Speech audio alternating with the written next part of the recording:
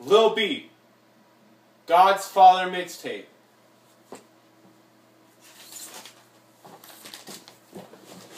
Hey Needle Drops. It's me, Anthony Fantana here, and I got a new review for you guys. It's Lil B's new mixtape, God's Father. So I'll just start off by saying, it's me, Anthony. I got my bald head. I got my kind of ironic band T-shirt. I mean, ironic in the sense that how many guys do you see wearing these shirts? I mean,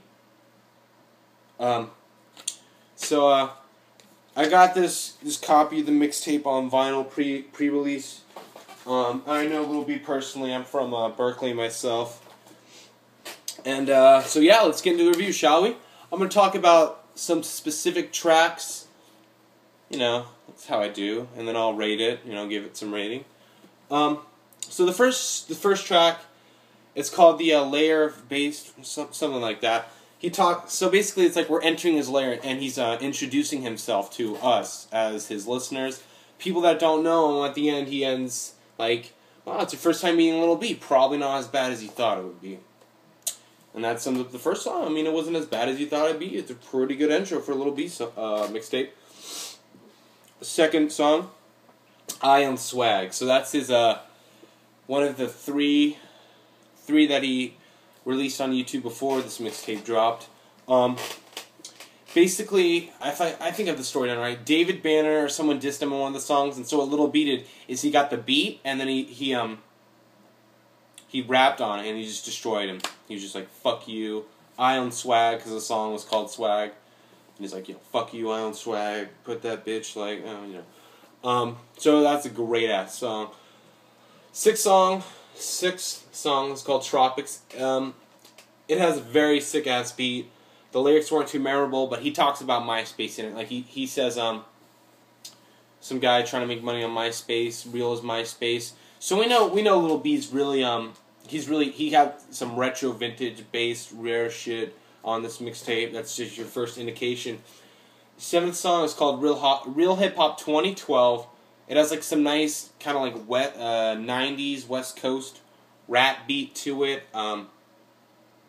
Similar to the song is very similar to the name. Like, it's real fucking hip hop, and it's 2012. Do the math, Needle Drops.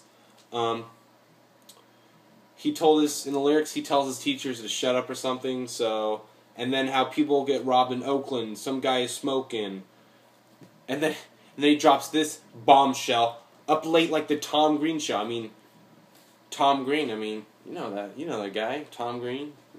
Tom Green. I mean, whoever would have thought Lil B knew of Tom Green? I mean, that just shows how unpredictable Lil B is.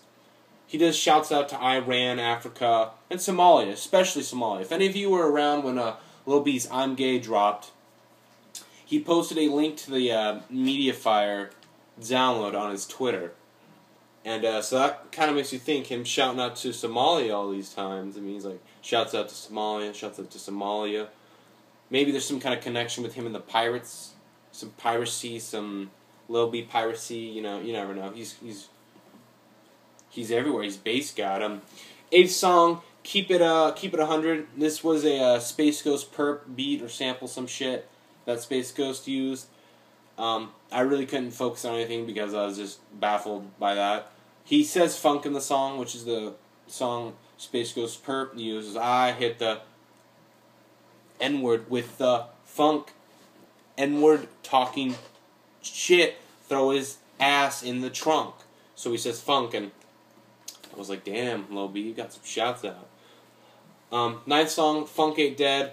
I really like how he followed through with the eighth track using a song that was a beat that had the word funk in it, and then the ninth song says funk in it.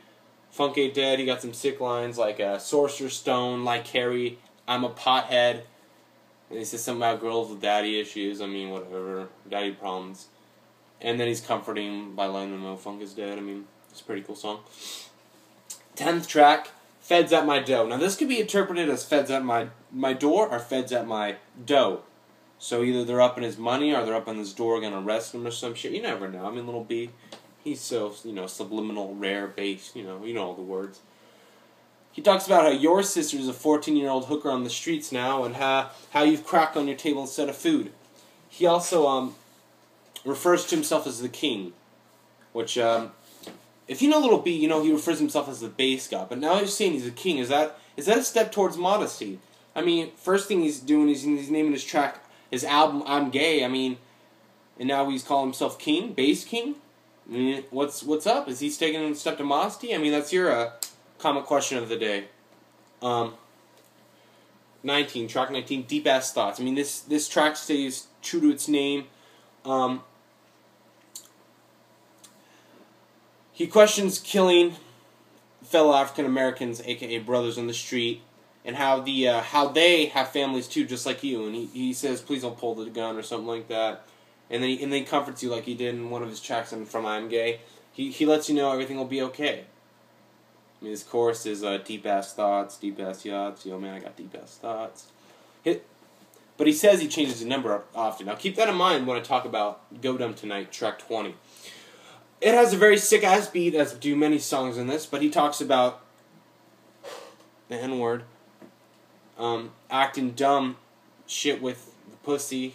But Lil B doesn't eat pussy on the dance floor. He shouts out to Berkeley. He got the pistol pop, asses drop, skeeting in the mouth, phone if you want the dick in your mouth. Well, it makes me question the previous song. He says it changes the number often. Now, how could he get bitches? How could bitches call him if they didn't know his number? Because he changes it so frequently. I mean, it's just Lil B. I mean, he's bass guy. He just fucks with your mind like that. You never know what he's going to say next. 27, Secret Obsession. This is kind of like a biography about how he grew up and became a rapper. It was through to his, I'd say around the early 2000s. He didn't really talk about his, him starting as a solo rapper, but he talks about how in 6th grade he started rapping with his friend, and they made a bet like who's gonna be famous first, and obviously Lil B won. I mean, he's big now. High school, he was skating. He started recording some of his songs. It's some real shit. And then he talks about how he went home and how he played chess, like when his mom was around.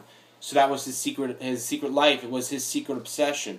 His music was kind of like how his music is my secret obsession. But I don't let anyone know, man. I don't want to damage my indie cred. Track 30, I'm Just Living. It's just got a sick ass xylophone, some shit beat. Starts off like a pet store skit where he's like cussing, like, please don't cut us. I'm the bass guy. He's like, oh, alright, that makes sense. He talks about his life is good and he's just living, killing people, stealing shit, getting money, like every hip hop song ever. But it's Lil B, so I mean, it's a lot better. In the last 40 seconds, the beat cuts off. He's just talking, he's flowing. It's like a poem. It's like some poetry shit right there. 34. Track 34 is the last song on the album. It's called I Love You, and this sick beat, but it really hits right here, right in the heart, He thanks everyone for listening to him. He tells his mom he loves him, that he does this for her. He lives for her. He thanks Bass World and his friends. He lets us know that he helps his friends, and he knows he's not perfect. He knows he's just a human. I mean, he's bass god on the mic, but when you take Brandon McCartney, his real name, as a person, he's just a normal person like us, just trying to make a living, on this rap shit. So, yeah, he tells his listeners to stay bass, wishes us a good night and day, and asks us to spread his music. I mean, those are some modest shit right there. But one of the last things he says in this, it goes along with some line of, he lets us know if something happens to him, he loves us, man. Like, I'm going to bring it back to you. I mean, this might be a little heavy heart, might hit a little too close to home on some of you guys. Tupac and Biggie, like, who knew they were going to die so fast, They were just, blowing the rap game up. So, I mean, would a Biggie Smalls' everyday struggle have been like that, or would have been more sentimental, less, wanting to die if he knew he was going to die, like, within a few years? Would have been like, I love you, Mom. I love you, my fans. Thanks for listening to my music. And Tupac's, life goes on. I mean, how would have he changed his song? I mean, would life really have gone on if he knew he was going to die, or would he say something like, would he talked a little bit more about how he feels about the people who are alive, not just his brothers that are dead. So I just kind of get the feeling that Little B knows what's going on, and he knows that he's not immortal, but he tries to make the best of what he got, and he lets his fans know that he loves them for them fucking with his music. Like, that's real talk right there. But enough of that. I'm gonna get to the official rating. I got 10 out of 10. A strong 10.0 out of 10. So yeah, my next review is right there. It's an annotation. I haven't put it up yet, but so yeah, Anthony Fantana, the needle drop, forever.